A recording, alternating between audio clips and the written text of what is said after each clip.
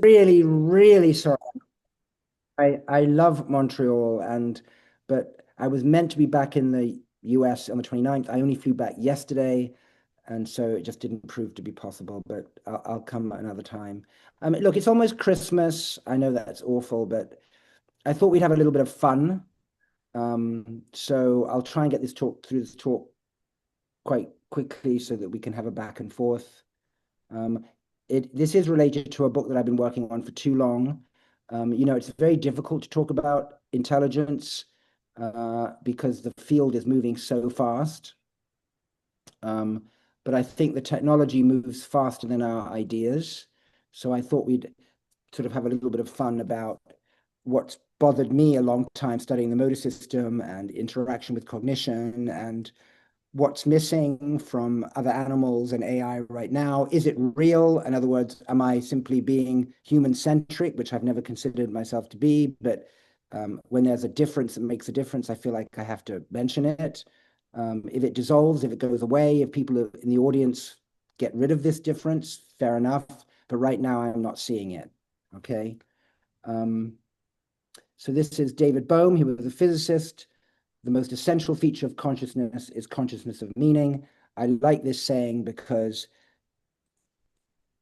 thinking is meaning rich and you're aware while you're doing it. So I would like to make the claim that when I'm saying thinking, what I'm talking about is overt, effortful, deliberative thought, right? It's basically the kind of intelligence that we don't actually talk about very much, either in AI or in neuroscience. It's odd, and in fact, I'll talk more about that oddity later. Now, all of us in this audience, I think, are scientists or interested in science. And well, I'd like to make the claim, and David Deutsch, the physicist, has also talked about this sort of the human capacity for universal explanation, not universal computation, but explanation, that somehow humans stumbled across the strange understandability of the world. It just turns out that the world can be understood, and we are the species cursed with that capacity. And, this is a paper that came out in Brain on the cerebral cortex of Albert Einstein. And, there was a whole paper about, and many about his brain, and his brain had a very strange journey, which I won't have time to talk about, but if you're interested, it's discussed in this article. And of course, what people wanted to know was what was it about Einstein's brain and his cortex in particular that made him understand the world so much better than everybody else, right? And, there's this wonderful book called The Psychology of Invention in the Mathematical Field by Jacques Hadamard. And Einstein famously wrote that thinking entailed an associations of images and feelings. And for him, the elements of thought were not only visual, but also muscular, meaning that, thinking was not just reasoning, it was a feeling as well. And I think that's extremely important to remember that point more than any other, is that there's something ironic about deliberative thought in that it isn't just a cold algorithm running in the background. It also is something you're conscious of and feel yourself doing.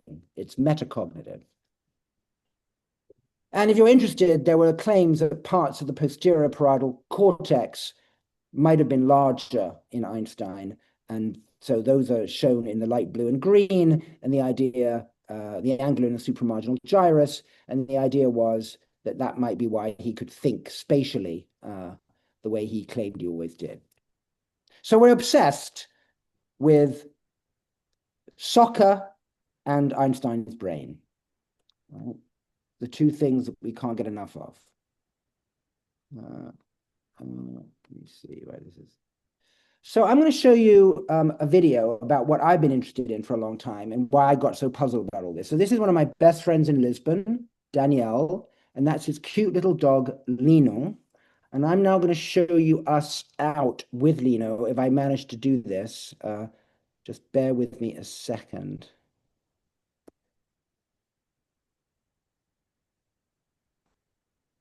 Can you guys still see this little video on the screen? Yeah. Yes, you can, right? All right. No. We still see the PowerPoint. Oh, sorry. Let me stop the share. I thought that might happen. Can you see it now? Yes. Okay, so this is little Lino.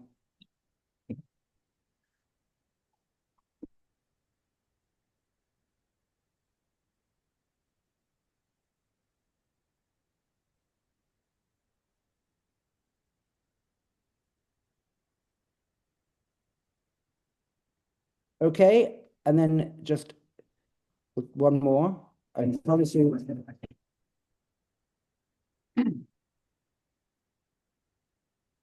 Now just do that. We're going to play that one more time and just watch Lino in the background, sort of anticipating it intercepting the ball.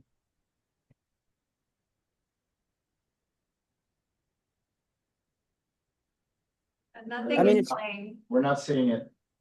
Did you see the first one, but not this one? Oh, I see. Yeah. Yeah, I know. I'm so, you talk about lack of deliberative intelligence. Okay. Try one more time.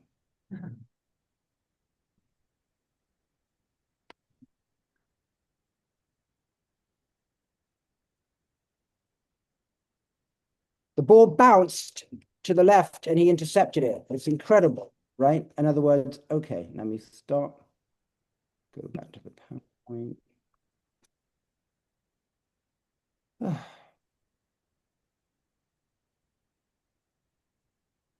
Are we back on the slides? Yep. Yes. Okay, so But it's really interesting. You should watch your pets closely, right? So if you were to be watching that little dog, it would be very odd if you said that Lino was not intelligent, okay? In that first little video, he was looking up in anticipation, saying, for God's sake, throw that ball, come on. And in other words, you were really being goaded into throwing it. He very much wanted it. He knew why he wanted it, right? Because he wanted to chase it. And then he showed that exquisite motor control, which was to be able to intercept the ball after it bounced once as it went to the left. So in other words, if any alien were watching that and seeing it, I mean, well, with the exception of wondering why everything on Earth is so interested in balls, but other than that, the behavior is really intelligent. Okay, so the question is, how can we characterize that intelligence? What's going on in that dog? And once you've thought about it a bit, what do we have that the dog doesn't have? Is it like what Darwin said, it's not a matter of type, it's a matter of degree, which I don't agree with, by the way, and we'll talk about that. And then whatever the kind of intelligence that you just saw Lino having, does an AI have anything like what that dog has? And what's missing there, right? So, okay. Now let's talk about intelligent behavior. Hold on one second.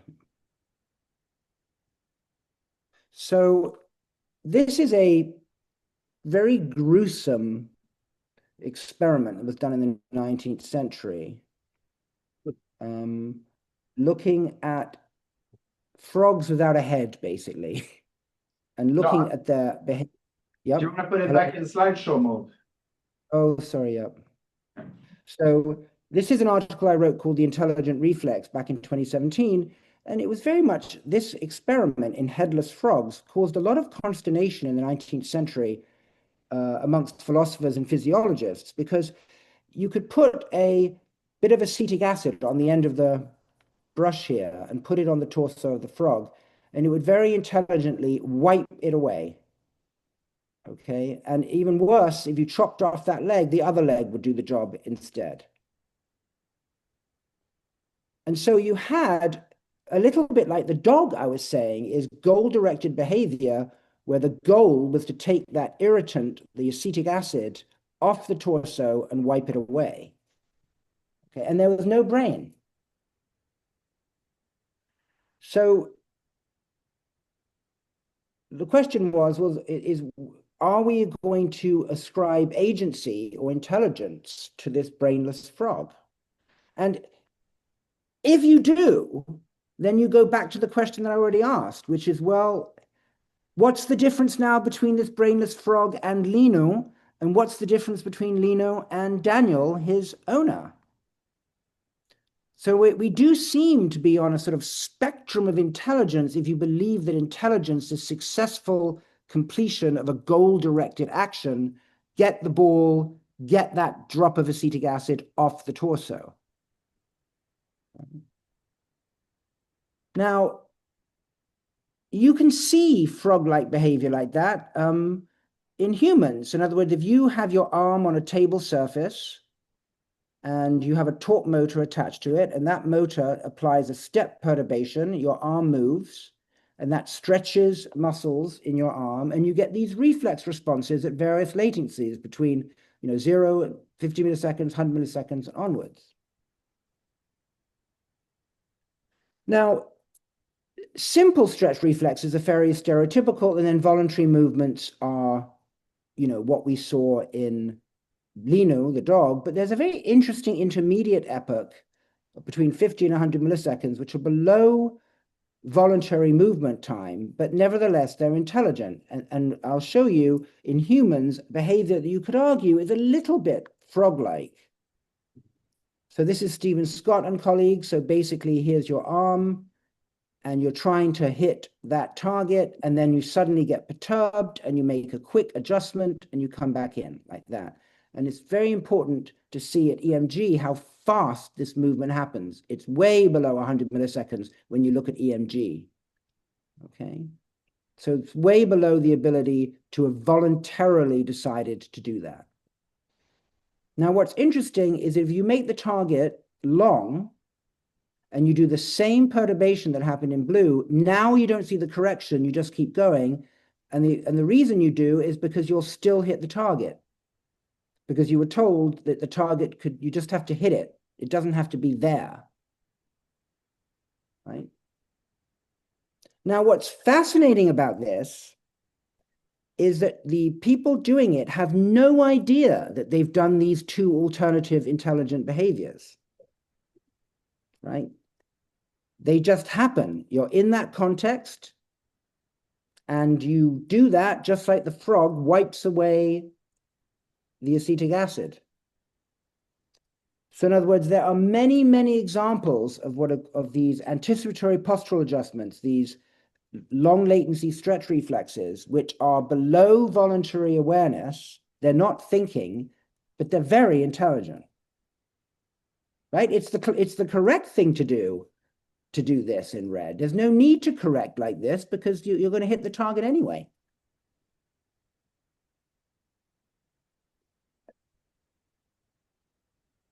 We did an experiment like this too, Adrian Hayth and David Hubbardoo, where we basically used a paradigm where you can force short reaction times on subjects by forcing them to go when a fourth tone sounds, regardless of when the stimulus appears. So in other words, you can't decide when to respond to a stimulus. You're forced to go at varying reaction times depending on where we put the last tone with respect to the onset of the stimulus. So Adrian Hayth has really, pioneered this, even though it began with Claude Guers at Columbia, but Adrian really took it much, much further. But what's fantastic about it is you can make the reaction time the independent variable rather than the dependent variable. So you can basically induce non-deliberative responses because you don't have time to think because the reaction time is too short. And what's really interesting is that you can have a situation where you have these targets and then 30% of the time, randomly, they jump. So there's uncertainty. Do I aim for this target, or did it jump and I should aim for the neighboring target? Now, obviously, if you have plenty of time, it's clear, oh, the target jumped, I'll aim over here. But if it's very, very fast, it introduces uncertainty, and then you have to make a decision. Did it jump or did it not jump? And you can't do that deliberatively. You just have to let your automatic reflex system take care of it. And what's fascinating is you engage in intelligent behavior anyway, even though this is way below conscious awareness. So, for example, if the targets have no blocker between them, then you see these intermediate movements in green. And why do you make those intermediate movements? Well, if you don't know for sure whether the target jumped or not, then an intelligent thing to do is to go down the middle, gather a little bit more information, and then turn. But if you put these wedges in, there's no way you can go down the middle, and then they disappear in blue. So in other words, like the round target and the long target, the wedges and the non-wedges, way below the level of deliberation, you're making intelligent, goal-directed, fast responses. Okay. So there's a lot of non-thought-based intelligent behavior in frogs, in dogs, and in humans. So where is thinking? Do we need it? Are we giving it too much credit?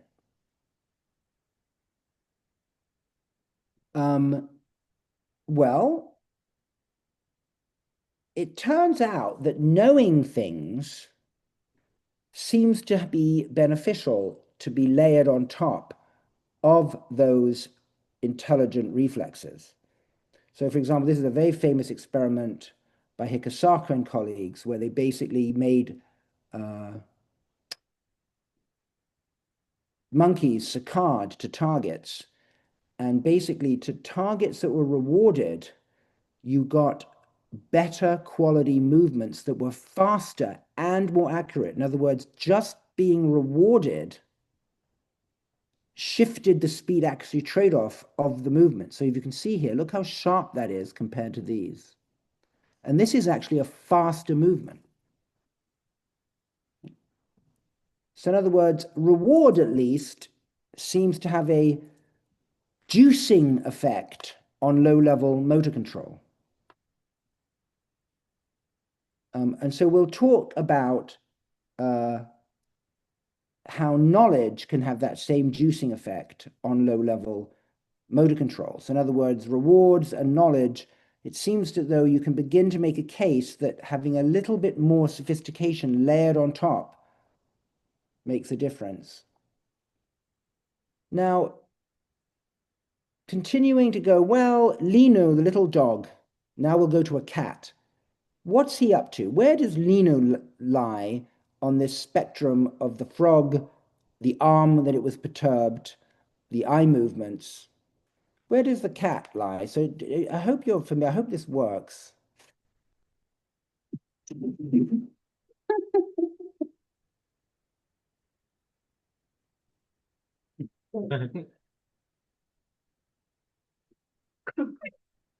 It's a bit cruel, but what's going on? Yeah. We have to go through those progressions and read the people. So you get the point, right? What is going on here? Right? They're terrified of this cucumber, right? So at this point, it's not that the cucumber is not being accurately seen on the retina of the cat, right? It's not got a deficient sensory system, but it has a fast reflexive response on a representation that must be based on abstracting away to a snake-like shape that they've misinterpreted the cucumber. The reflex has misinterpreted the cucumber as a snake. Okay, so you've got this abstraction, right, It's not a sensory error, right? It's a representational error leading to a fast, intelligent response. You want to get away from a snake, right? So in other words, we're beginning to get towards Lino, the dog, right? Conscious, aware of the cucumber, but then having a very fast, intelligent response to the cucumber, right?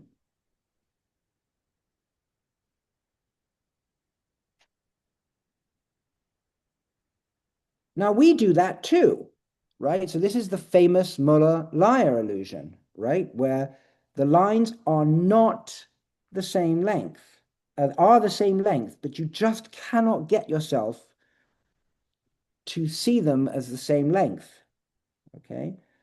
And so this is like the cucumber, which isn't a snake. These are two lines which are not different lengths, right?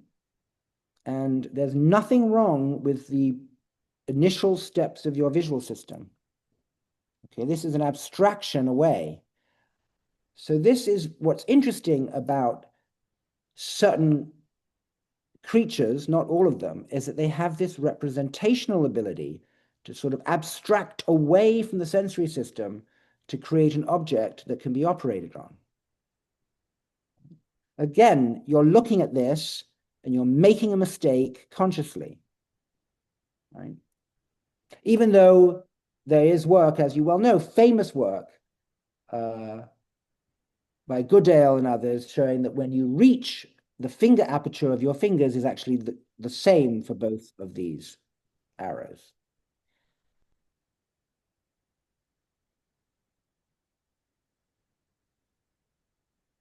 So this spectrum of intelligent behavior, where you have unconscious, fast responses, for example, in the frog, to conscious awareness of sensory information, to conscious awareness of a representation and responses to them. This is what people, I think, are talking about when they talk about minds. And the word mind doesn't go away, right? So these are recent books, right? The Mind of a Bee, the Book of Minds, Psych, the story of the human mind, and this book by Chris Summerfield, Strange New Minds, LLMs. So why do we keep using the word mind for LLMs, for bees, for animals, and for humans, right? And the argument is that they have these two things that we've been talking about. The philosophy tradition has come to a broad consensus on the most general marks of the mind. They are consciousness and representation. So we've seen that now, right? There's no question that the cat and little Lino, the dog, were conscious, perceptually aware of the frisbee, the ball, and the cucumber. And the kind of mistake that was being made with the cucumber and the Muller-Lyer illusion means that it's not just a sensory motor reflex, it's consciousness on a representation that has been abstracted away from the lower level sensory information. Okay, so I would say we're making some progress here. This is when you start getting to mindedness. And I would deny, if someone denied, that the cat and the dogs have consciousness plus representations. But if you look at the literature until very recently, certainly in AI, consciousness and cognition have been separated.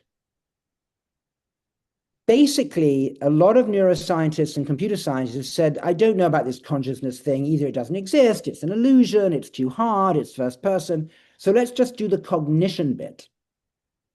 Right? So they're actually different fields. There are people actively engaged in consciousness research, but it happens largely divorced from thinking about cognition. When in fact, if what I'm arguing is correct, you'll never have deliberative thought of the kind that I am hopefully engaging in, and you guys are also engaging in listening to me, if you don't fuse consciousness and cognition completely.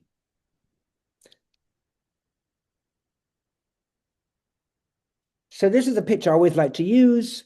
And one of the distinctions that Dan Dennett likes to make is that there are these two kinds of intelligence: competence without versus with comprehension. In other words, the frog, the cat, and the dog are doing competent, consciousness-driven, representation-driven, intelligent behavior, but they're not aware that they're engaging in this kind of behavior, right? Here's an extreme example of an ant mound made by termites that looks strikingly like the Sagrada Familia by Anton Gaudí on the right. Gaudí had every intention of his, architecture looking exactly like it is. In fact, he was extremely exacting, and they're still trying to work out exactly what it needs to look like in its final form. Whereas there was no termite with the slightest idea that the shape of the resultant mound would look like that, okay? But it's competently done, right? It's well built. So we're getting to this notion of sort of unconscious, conscious, representational, non-representational, competent, not competent, or competent with comprehension. And the reason why Dan Dennett brought this up is he said, well, where's the comprehension part? Because what I'm arguing here is everything I've shown you so far is intelligent, it's goal-directed, it's conscious, it can use representations, but there's no comprehension going on, just lots of impressive competence. Now, if you talk to Dan Dennett, which I had the honor of talking with several times about this, he had to find a way to explain comprehension and still remain someone who was loyal to the neuroscientific cause. So he got into trouble, in my view. So here's this is his last philosophy book. He also wrote an autobiography before he died. If we can explain self-repair in bacteria and respiration in tadpoles and digestion in elephants, why shouldn't conscious thinking in Homo sapiens eventually divulge its secret workings? We must not make the mistake of thinking of comprehension as some standalone talent, a source of competence, rather than a manifestation of competence. And this is where he gets completely confused. In part one, we zero in on the evolution of us, humans, Gregorian creatures, the reflective uses of a thinking tool. And then he says, comprehension, our kind of comprehension, is only made possible by the arrival on the scene quite recently of a new kind of evolutionary replicator, culturally transmitted informational entities, memes. So in other words, I'm reading all this to you because you can see that there's this problem of comprehending reflective thought, but there's all this other intelligent behavior which can be mechanistically talked about, the way you can talk about self-repair in bacteria and respiration in tadpoles and digestion in elephants. But we can't get to conscious thinking, so what we'll do is we'll either deny it, and a lot of people do, or we'll say it's not inside the brain at all, it's a parasite, a cultural meme transmitted via language that gets inside a normal, non-human brain and turns it into a comprehending brain. In other words, you basically blame it on the outside so that you don't have to think hard about what's new on the inside. Complete nonsense, in my view. So here Dennett came up with his creatures, fixed competence. Here's Linu, learns to respond to reward. Popperian, models, we'll talk about that in a minute, and then learns to build thinking tools, and that's because language came in.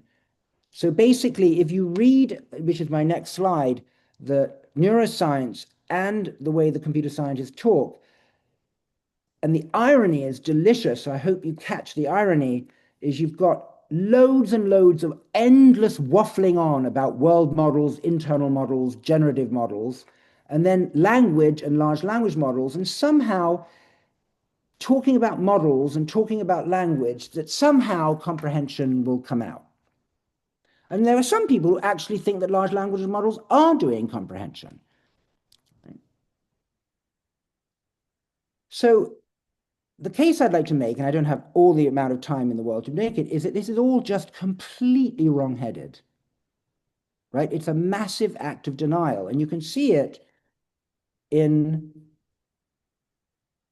this book, and I call it How to Be Completely Wrong. So this is a book, Max Bennett, he's a computer scientist, did an amazing job summarizing current thought in neuroscience and AI. So I'm not knocking him in terms of the act of synthesis. He simply transmitted a message, which in my view is completely confused. And you know, it may turn out to be true. But so basically you can look at the chapters. Generative models and the neocortical mystery. Next chapter, mice in the imaginarium. The first neocortex gifted early mammals the ability to imagine the world as it is not. And then you get to model-based reinforcement learning. So in other words, it's not a coincidence that all these chapters are together, because you're basically getting models and imagination, and then here's the computer science. And what I'm going to say, and others, with all due respect, no, none of this is in fact useful. Simulation is simply not happening. There are no such thing in the rich sense as internal models or simulation. This is now an ideology that has infiltrated much of neuroscience and AI, internal models, world models, spreading like kudzu everywhere. But there are correctives if you look for it. Hippocampal replay reflects specific past experiences rather than a plan for subsequent choice. This is a paper of ours. Did we get sensory motor adaptation wrong? Implicit adaptation as direct policy learning, updating, rather than forward model-based learning. And then this paper, explicit knowledge of the task, comprehension, is the primary determinant of whether you see human model-based action. Okay, so the point that I'd like to make here is there are no such thing as internal models. There's no such thing as implicit simulation. And when you do see something that looks like simulation, it's because humans are doing it, and they're doing it because they have comprehension. How long do I have here? Okay. So we've done a lot of studying of visual motor adaptation. This has been of great interest because it's another example of implicit intelligent learning behavior. I think you're all familiar. You can basically induce a rotation on the cursor. You don't see your hand. You aim and you make a mistake, and then you continue to adapt, and you'll finally hit the target, almost hit the target, and you're aiming in another direction, and you see you can fit a model to this. You see this with all sorts of perturbations, force fields, prisms, goggles, etc., split belt treadmills. It's called adaptation. Sorry. And you can basically fit an equation to that. Now, that view that I just showed you, if you read the literature on this kind of adaptation, the vast majority of people working in this area think that you're doing what's called forward model-based learning. In other words, you basically have a desired trajectory, you send it to a controller to go to the plant, but you also send a command to a forward model. The forward model predicts the expected sensory consequence of the command. This is the real sensory input coming Y. You compute the error between what you wanted and what actually happened. That's a prediction error, and that prediction error updates the forward model, and then through inversion, you invert the forward model and you update the controller. Okay, so this is a model-based approach, like distal supervised learning. The math is very similar to what happens when you get a policy out of a value function in reinforcement learning. Alternatively, you can go via direct updating via the error, Y. There's no prediction error. And so there's a distinction between what you wanted, Y star, and what happened, Y. And then you have a sensitivity derivative, which means that you know what the delta command should be in order to get a delta Y. So in other words, if you're throwing a ball at a basketball net and you miss to the right, you're going to go to the left. All right? Because you know that there's a sign on your sensitivity derivative. So you can, with this way of doing it, you don't have to go through a model at all. You just do direct policy learning. And then what Adrian and Alkis did was to say, well, if you are adapting via a model, then you should be able to cope with a mirror perturbation as well as the rotation that I just showed you, because you'll simply develop a sense of the prediction errors and you'll invert those and you'll get your policy. Whereas if you're dependent on these sensitivity derivatives, you're going to get fooled by a mirror because you'll amplify your error instead of reduce it. And that's exactly what they found. So basically the point is that for visual motor rotation, it's extremely difficult to disambiguate a prediction error-driven learning process from a policy updating process. But if you move to mirror learning, then you can actually disambiguate, because in the case of the policy, you're actually going to make your errors larger. So in other words, when you have a mirror push you and you make an error, you go, oh my God, I better correct that, because you're in a mirror inversion, you'll make an even larger error. So you'll get worse and worse if you're doing direct policy learning on a mirror inversion, whereas you should be able to cope with it if you have a forward model. And what you see experimentally here is that people get worse and worse on the mirror inversion as they go. They don't close the error, which is what you'd expect with a model-based process. You get larger because of a direct policy process. So the conclusion from this is all along, adaptation most parsimoniously can be explained by invoking direct policy learning. There isn't an internal model that you use to update your policy. You know, Yael Niv and others have made the same point about reward-based learning, and there is a direct policy learning chapter in Sutton and Bartow's book on reinforcement learning, but the lion's share of the book is given over to model-based processes. So you can see that a model-based framework is extremely attractive if you're a computer scientist, right? But actually, when you look for evidence of it, model-based in the animal kingdom, it's, in my view, hard to find. And when you do find it in humans, it seems to correlate with conscious awareness of what's going on. So the dog, cat, and human experiments thus far, basically, you can explain them, Linu, the dog, and the ball, with perceptual consciousness, no question it's there, plus representations associated with the perceptual consciousness, drives, you know, you want reward, you're hungry, you want fun, and then very impressive sensory motor control policies. And that's all you need. No models, no thinking, just perceptual consciousness, drives, and policies. Intelligent behavior without planning or decision-making. This is the whole point of the central nervous system. The implicit stuff is not model-based. Those animals with perceptual consciousness aim it at things and then release their learned or acquired control policy. So Lino, perceptually conscious, hungry, or whatever, and then aims his really great set of repertoire of sensory motor policies in the direction of what he's perceiving and what he wants. Right? You don't have to consider running simulations, deliberating over alternatives. None of that needs to be invoked.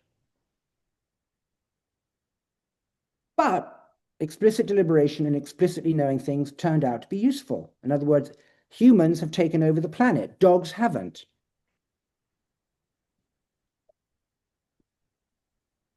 Rodney Brooks, who once said we don't have to talk about representations and deliberation and all that stuff, wrote this book, Cambrian Intelligence, and thought that sensory motor loops and the environment, a little bit like the sensory motor version of Daniel Dennett's meme and culture story, but this was more of a embedded Umwelt, multiple sensory motor loops. were all you needed. And of course, what you get is the Roomba, which is what Rodney Brooks made. But as you see from this cartoon, never mind the carpet Roomba, go and get help, right? And I think even Rodney Brooks has admitted that this story wasn't going to get us all the way to deliberative getting it. Oops. So we even and the irony is that we showed in adaptation experiments, even simple adaptation experiments, it's usually useful to actually know something and to think about what's going on. So here, as I showed you, at the hand and the cursor, and here's the classic thing, the cursor goes off to the side, and slowly you adapt over time, and you aim your hand in the right direction, right? This is the classic, unconscious, implicit, used to be thought to be model-based adaptation, but it probably isn't model-based, but it certainly is implicit. But then, alternatively, we said, look, there's a rotation of 45 degrees being imposed, so if you deliberately, because I'm telling you verbally, go over there, you can do this in one shot. You don't have to use this implicit system, this dumb system. Use your comprehension to get it done. And so here it is. You have the two errors. You then get told what's going on. Ka-chunk. Comprehension gets you the error gone in one trial. Okay. There's a big difference between comprehension and getting there in one trial versus this slow learning implicitly without comprehension. So one couldn't think of a more clear divergence between competence with and without comprehension. However, what's really spooky about this experiment is you get it really right with your comprehension system, and then you get worse and worse, which is also very beautiful, if I may say so myself, because what you're seeing here is direct conflict between your comprehending system and your non-comprehending competent system. And in this case, your competent system gets better and better at the expense of what you wanted, which was to hit the target. So in other words, in my view, this is about as clear a distinction between system 1 and system 2 that you can imagine, because they're actually going in opposite directions simultaneously in the same brain.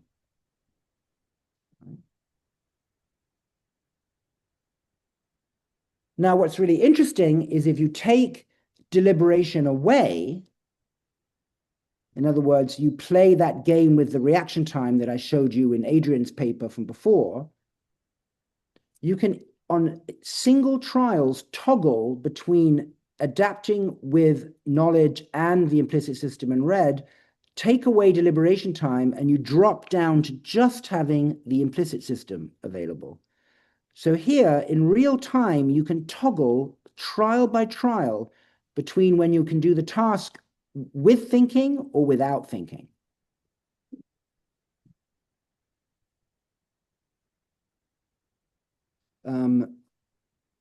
I will actually, let me see. Okay, I have a little bit more time. So in other words, so you can see the benefit of having knowledge of the task there. I mean, I just showed you, you do better sooner if you know, okay?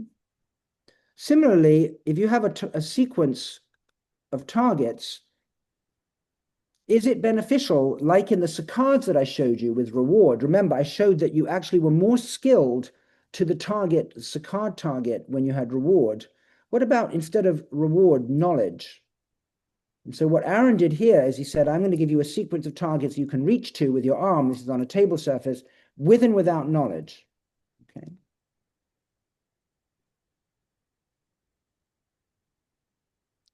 And then compare what the effect of knowledge is on skill, right? Knowledge of target order versus random order. And the targets appear randomly or in a sequence, and they have a random inter-target interval. So you can't plan the next movement, okay? And what you see is you get the regular, effect of practice on the targets. This is what happens in the random case. Now we give you knowledge, ka-chunk. You get an immediate speed accuracy trade-off shift. In other words, you go faster, you respond faster, and you don't sacrifice accuracy. So in other words, low-level kinematics, like in the case of saccades, have instantly been improved just by a bit of overt knowledge. This is what's coming. All right.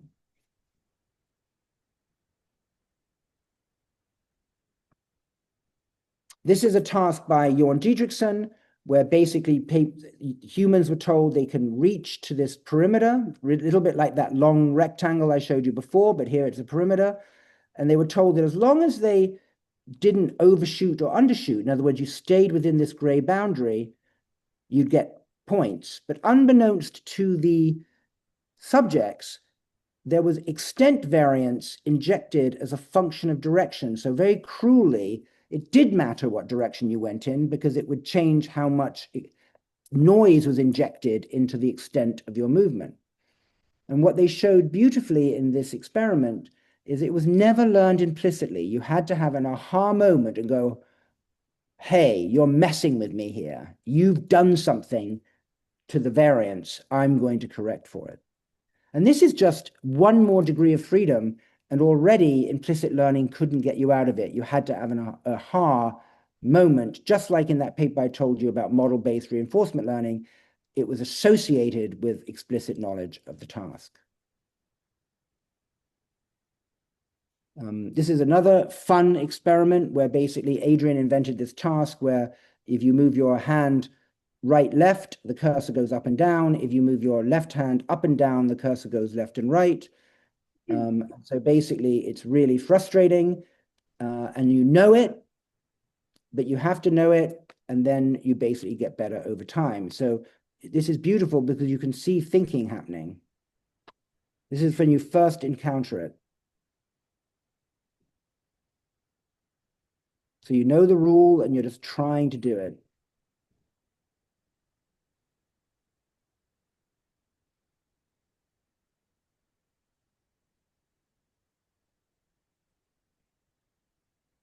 So you can almost see the cursor thinking, right? You know the rule and you're trying to get it to work and it's excruciating, right? But then you practice.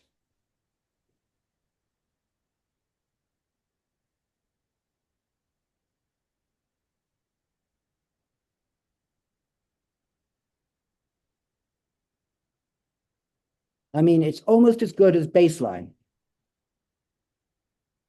This is what comprehension does for you, is it allows you to have a comprehension gateway into a vast repertoire of competences, but you can only get to those competences because of comprehension scaffolding it. Whereas animals just get the competences they're born with, along with some adaptation they can do on those, but they can't de novo learn a new competence. And if they do, you have to really train them very hard, whereas here it's just an instruction. Juggling. Day one in the lab. But please look at his face each time he starts. Look at his face. He's thinking something before he starts. One more.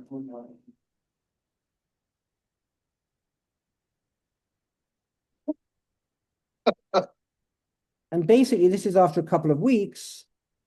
Oops, sorry, no, that's not true. This is much better, right? 5 seconds. Okay, so how did he get better? Right? He got better because he had this little program in his head that he allowed to start. And what I'm telling you is without this little bit of overt comprehensible code, you would never get off the ground. And if you go online on Google or wherever, you will not find a juggling monkey. All right, because they don't have the comprehension, right? And they don't imitate either. So comprehension is a great weapon. And this is a beautiful study by Stefano Fusi. I'm not going to go into details, I'm running out of time, but basically what he showed is that with a lot of training in monkeys, thousands of trials in the team, you can get a representational geometry and separation of context and task that allows you to switch contexts that go without needing to have just a lookup table and a brute force way of doing it. It's very beautiful. You should see it. But the really interesting thing about it is that this geometry that took thousands of trials of training in the monkey was obtained and configured within minutes in a human with electrodes in for epilepsy surgery by just being told, hey, there are two contexts here. Right? So the real mystery is, how come you can do in minutes with comprehension what it takes weeks of training to do through implicit learning? Right? So this is, I don't know if I ever showed this to Dan Dennett, but here's a stark difference between a competence way of getting to that configuration and an instant comprehension way of fascinatingly converging on the same structure. And you know what Stefano said in the paper is abstraction is the process through which relevant shared structure in the environment is compressed and summarized while superfluous details are discarded or represented so they do not, blah, blah, blah. This process often leads to discovery of latent variables that parsimoniously describe. Yes, that's true. You could argue that this is what cortex does. This is what deep neural networks do, right? This is a nice description of what neural networks are up to, but it does not explain the understanding shortcut, the comprehension shortcut, right? We're left not knowing what that is. And with all due respect to Dan, it's not because of memes coming in through the culture. The extra is in the brain. And it's interesting that the frontal pole, specifically Brodmann area 10, is unique among frontal lobe regions because it does not receive direct inputs from the primate sensory cortex. And the feeling is that this is a structure only seen in humans. So if we're going to understand comprehension, and what is it? We can't talk about language, we can't talk about culture, we can't talk about sensory motor loops. We're going to have to look inside what is going on inside here and how. And, from this very city, Penfield elicited thoughts by putting electrodes in the temporal lobe and in particular in the prefrontal cortex. It's the very same area where you could actually induce with an electrode in that region thoughts and ideas and words, okay? So in other words, somehow, in some format, with an electrode, you can elicit thoughts, now known as hypercognitive seizures. And if you have degeneration in frontal and temporal cortex in the same places, basically, that Penfield could elicit these things, the first thing you lose, it's very cruel, is comprehension. And here's a patient saying, you're going to have to help me here. I don't know what comprehension is, right? So there's a particular part of the brain where concepts, it's not just language, comprehension itself is targeted. You could almost argue as a neurologist that if there's a disease that particularly targets an ability, that ability is real because the disease is real. And it's interesting that this comprehension comes online not immediately. So here a kid there's an opaque tube, but the ball has to be dropped. And obviously, because there's uncertainty, it'd be better to hedge your bets, a little bit like that target jump experiment I told you about, where you go down the middle, you put your hands on either side. And it's interesting that before the age of 4, children don't do that. They put their hand under one, which is what all other primates do. As of today, there's no primate that consistently, even an adult chimpanzee, works out that you should put your hand over both. In other words, this idea of entertaining alternative counterfactuals. If I do this, if I do that, well, they might go there, I'll do it. This comprehension that there's uncertainty seems to be human unique. And then this is a paper that my brother and Melanie Mitchell, where we write in this article, do large language models possess this emergent intelligence? We argue no, right? That this thing, this comprehension-based intelligence isn't emerging in large language models. So no to dogs and neural networks, yes to humans. We don't know what that is. So basically, biological and artificial neural networks have competence without comprehension, no doubt. Spectacular at this. They can internalize almost any structure, mazes, syntax, statistics of the visual world. Comprehension is extra and requires deliberation. This is an ongoing work I'm doing with the philosopher Jake Quilty Dunn, and perhaps arose from perceptual consciousness, ongoing work with Steve Fleming. Language in humans is the product of a reflective thought. As F. Fedorenko has shown, areas for these two things are separate in the human brain. A neural network trained on language can become very competent at things, but the human comprehension that made it in the first place will not emerge. The paper with Melanie and my brother. Deliberation is a first-person ontology, and our road to it will not come from rollout using internal models, the hope of neuroscience and model-based RL. This is because internal models do not exist in biological systems. Humans using explicit deliberation can simulate, but this is entirely different from positing implicit internal models. So thinking requires reflective consciousness, not just perceptual consciousness, and cognition.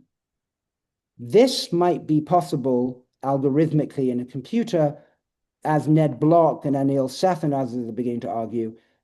The consciousness part may actually need to be, as Ned Block calls it, you need to be made of meat. So if that's true, that you can't be substrate independent for consciousness, but you might be able to be substrate independent for parts of cognition, and you need both for thinking. You will not have thinking computers. And I'll stop there. Thanks very much.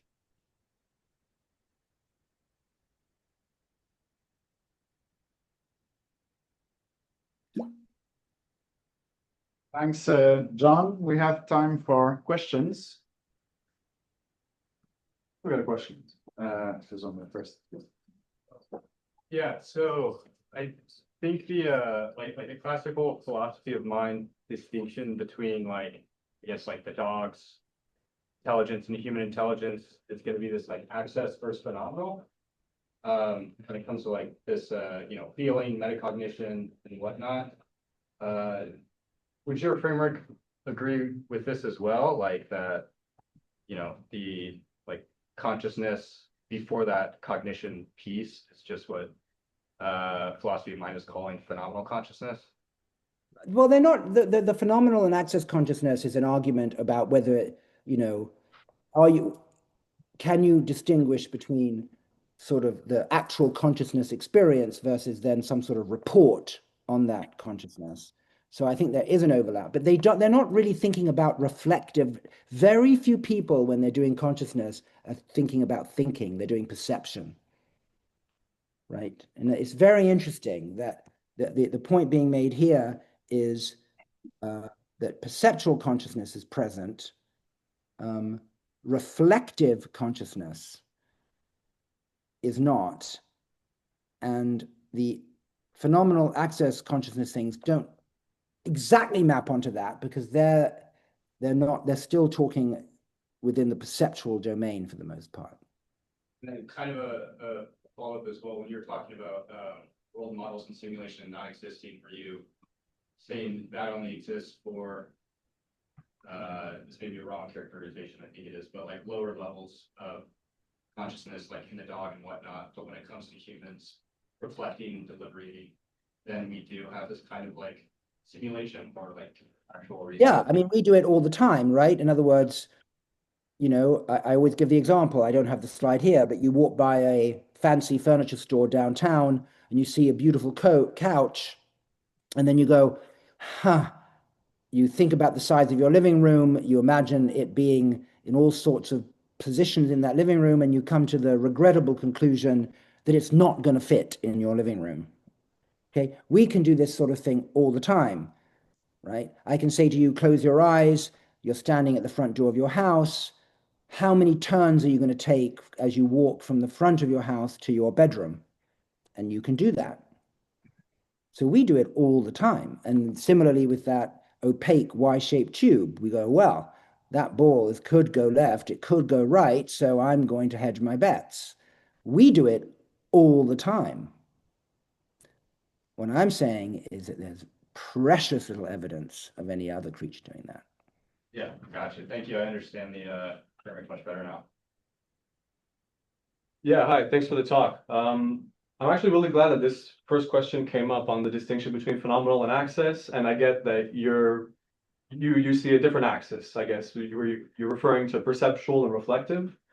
And I get that they don't map cleanly onto the first axis, but I guess I'm a bit confused of if what you're calling comprehension arose from perceptual consciousness. So there was that on one of your last slides.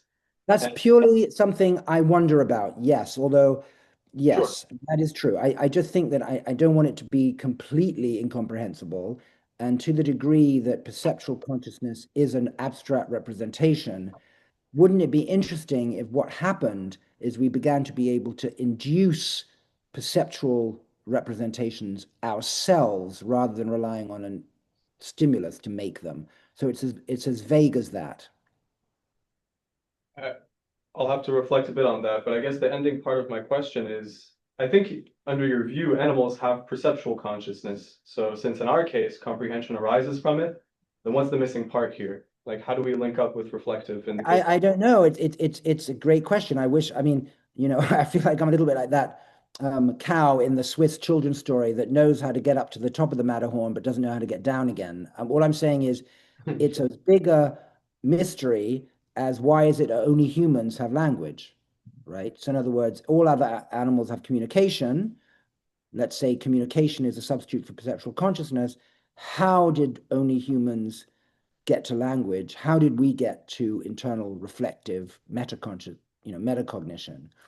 I don't know. In other words, there are lots of examples in physics and biology of discrete transitions, right?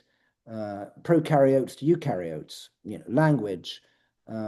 So it's going to be some kind of emergent ability. Emergence is real. We talk about emergence as a concept a lot in that paper with David and Melanie.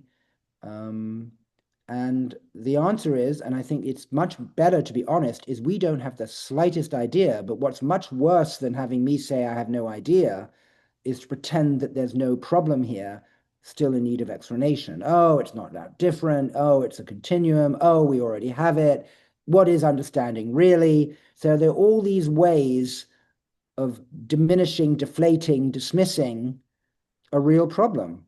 And I think we should all be working on it. It's certainly not going to be solved by little old me, but I think the only way we're going to jump this hurdle is at least admit that the hurdle is there. Thanks. Well, this was 2 years ago, so I don't know if he changed his definition, but Benjo Yenshua 2 years ago described consciousness as the treatment of information. How would you compare treatment of information with comprehension? Would you differentiate? I think I was invited to Mila once and we talked about this. I mean, information is present when you have perceptual consciousness, right? You have information coming in from the outside, it's going up your optic nerve, and at some point in the ventral stream, and it's argued where perceptual consciousness happens. But you can have that whole conversation about conscious information and never have to mention comprehension whatsoever. So the Bengio way of talking about it covers perceptual consciousness as well. So it doesn't have anything extra to say about comprehension, as far as I understand it. You wouldn't distinguish the both of them. What was that? You wouldn't distinguish or separate the both of them. They kind of work together. No, I mean, we just had, I'm just saying that lots of animals like that little Lino have perceptual consciousness, but I'm saying they don't have reflective consciousness. Just like, the chimpanzee can perceive the Y tube and can perceive that there's a ball going into it. Doesn't But comprehend. it just doesn't get it. Mm-hmm. Right? So it seems to me clearly distinct. I have a different question. So you were indicating that this quote unquote, like, let's call it secret sauce of human cognition, is kind of identifiable in terms of location in the brain. However, we kind of need the brain in order to get at that. However, the other functions of the brain we were kind of successfully replicating using ANNs. Now imagine we did something super creative and we made the transformer even bigger. Like, what rules out the possibility that this will emerge eventually? Well, I mean, we write that whole paper, which I recommend. Sure. I mean, you can't prove a negative, but I'm saying that there's no shred, in my view, of real comprehension in these large language models. The bigger and bigger they get, they're getting more and more competent. And because the competence is coming in linguistic form, it really fools you into thinking, well, if it's linguistic competence, isn't that the same as comprehension? And as lots and lots of work has been done, I mentioned Ev Fedorenko, language and thought are completely different things, right? And so competence in linguistic form, system one getting better and better. But if you play around with these large language models, you can break them in terms of comprehension so easily, right? They do, just like the monkey not getting the Y-shaped tube, they keep making those kinds of errors over and over again, right? And they don't even know they're making them, right? They have no meta-awareness that they're making mistakes. So in other words, their successes are no more comprehension than their errors are. So look, one can keep destroying the planet and having bigger and bigger servers and think that scale is going to do it. But I think my feeling, and is that people are beginning to realize that there's something badly missing, right? And we've been a little bit led astray because the competence came in the form of language. That's I totally agree to that. The only point is that why is the brain special? Like, why does it have to be like meat? That's a great question. In other words, I do believe that artificial neural networks and biological neural networks have converged on a way to have usable compressed structure in the network, which is the point that Stefano was making in that paper. So I do think that Cortex stumbled across the secret that deep neural networks have also stumbled across. There is a convergent evolution. There is something special about deep neural networks. There's no question, right? And I think that Cortex in mammals and in some birds learned an implicit structural internalization of the world. But it was never overt and simulated on. It's just immediately available for use. And I think that's fascinating. It's deep, forgive the pun. But your question is, what's this extra weird comprehension version of it that no other animal needs to survive? As I always like to say, an Arctic fox trotting by a freezing colonial Arctic explorer is doing better existence in that environment. But at no point does the Arctic fox go, I wonder what ice is made out of. It's irrelevant to the Arctic fox. It doesn't need to comprehend what ice is made of to survive in the Arctic. Humans weirdly stumbled across the comprehensibility of the world around them, right? And I wish I knew, but I think something weird happened, and we don't know yet what that phase transition is, right? It's fascinating. I wish I knew. I'm just here to cause trouble. I don't know what the answer is. A slightly more down-to-earth question. I was wondering whether you have any thoughts about what characteristic a task has to have for humans to be able to use comprehension to accelerate learning. So do you have any ideas? You gave us a few examples of tasks that were impossible to learn with comprehension, for instance, but apparently, at least in the time span, the time scale. Without comprehension, you mean? Well, no, I'm thinking about the tasks, the reaching task with participation in the mirror, for instance. Yes, Where, yes. Within the hour or so you tested your participant, there was no progress, or maybe it was shorter. I'm presuming that after weeks they would get better at the task, but But even though Yes, you're absolutely right. In other words, in the mirror task, it's interesting that it's really interesting you're asking that question. In other words, that mirror task was done in such a way that you had to do it very fast and implicitly, and you did it using your implicit system. If you practice mirror writing, like, of course, talking about Montreal again, HM, the famous task that Brenda Milner had HM do with mirror drawing, right? Now, I didn't have time to talk about that today, but like the two cursor task that I showed you, where you get that counterintuitive up and down is left and right is up and down. If you use your comprehension, you can eventually get good at mirror drawing. You can probably do it if you have many, many, many weeks to practice without it.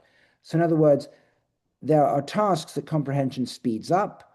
And then there are things where, you know, I just don't know how you would implicitly learn the plot of Game of Thrones, right? In other words, when you sit and watch your favorite HBO or Netflix show and you want to work out who the killer was or what's going to happen next, I mean, that's all purely based on a comprehension-based system, right? So following the plot, you know, understanding what the message is in Las Meninas by Velázquez in the Prado Museum in Madrid, coming up with talks like this, coming up with questions like yours, none of that. I mean, the whole human world, Zoom that we're using right now, the books on the shelves behind me, or the not books, they're all comprehension artifacts, right? So I would say almost everything that you bump into when you leave this lecture today is a comprehension-induced artifact, right? Everything around you required comprehension to be made, right? Right? Every single thing that you're looking at required comprehension to be made. So all I the understand this perfectly, but yes, sorry to cut you, if I may just expand a little bit on my question. Did I get you wrong when you said that when you inverted left, right, and up, down with the cursor, people could relatively quickly, so presumably with comprehension, do the task? Yeah, yes. In other words, so what's the difference between this task and the mirror task? Well, even in the mirror task, they got worse and worse, right? Right, In other words, exactly. right. So, well, because in the mirror task, we didn't allow them to think.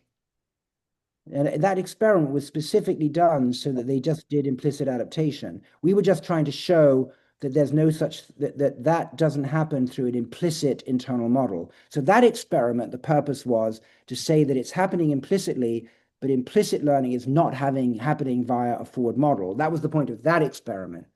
The experiment with the double cursor was simply to show that if you give people the rule, they can apply the rule very slowly and deliberatively. There was no time pressure, and eventually they automatized the rule. So there were two very different points there. One was to show that adaptation is not model-based, and the second one was to show that if you give people the rules like juggling or that task, you can be really rubbish at the beginning as you apply overtly, deliberatively the rules, but with time, you can automatize. So they were just totally different experiments. One was all implicit. The other one was to show how explicit stuff helps you eventually become implicit.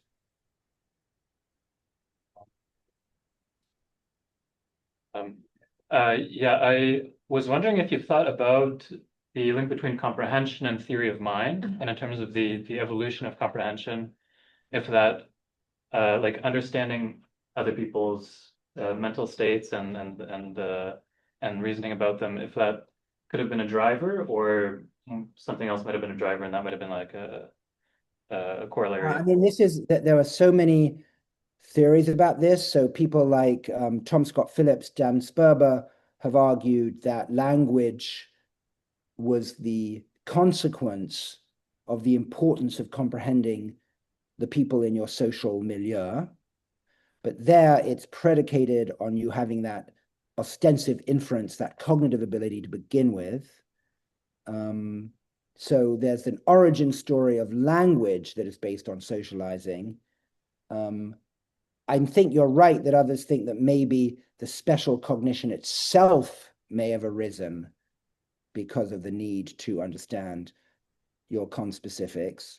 If you look at some of the work that I was talking about with Ev Fedorenko that she's doing, she's actually showing anatomical separation of different cognitive abilities. So, for example, theory of mind is separate from deductive logic, for example.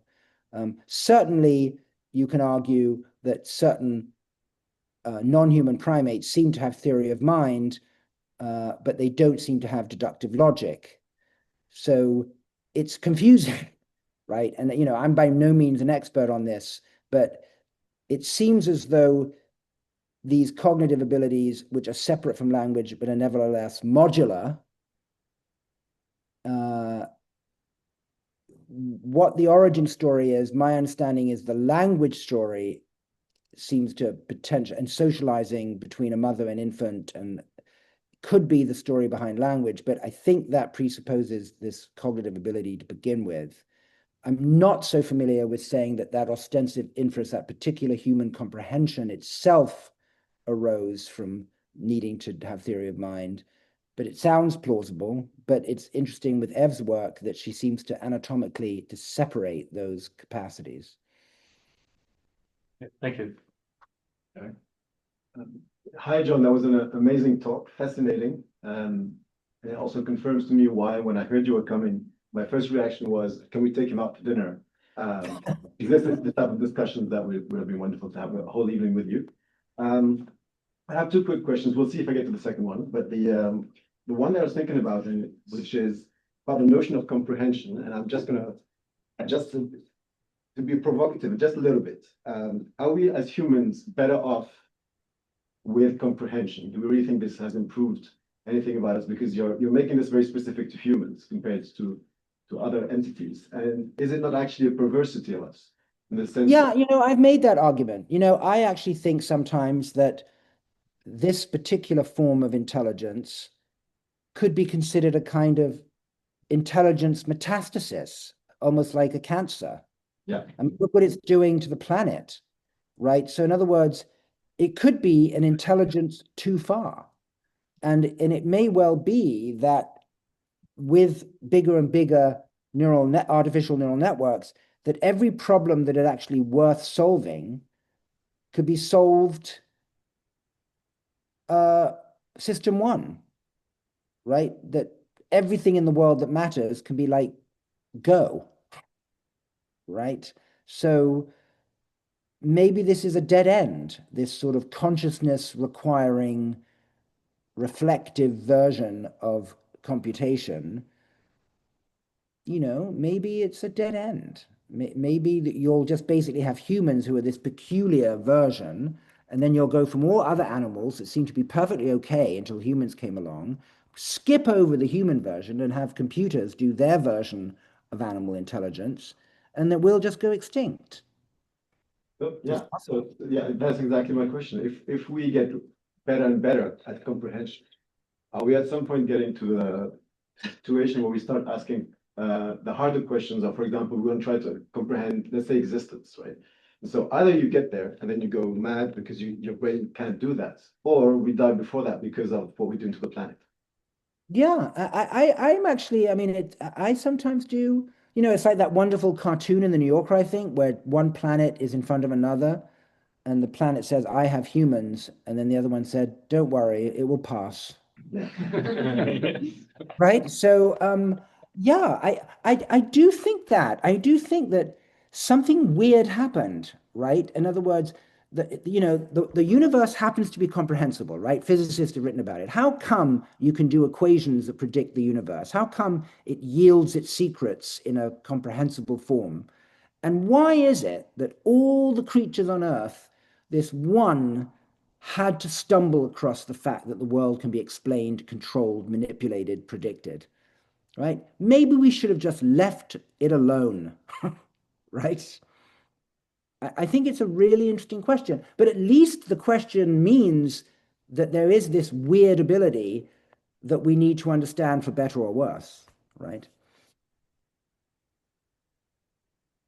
I think, John, we have to thank you again. It's our Christmas party here at the CerebrUM beginning. Oh, please, don't let me ruin that. And and thank you so much for inviting me. And I really am sad I'm not there. And have a drink for me. Well, have many drinks for me. Okay.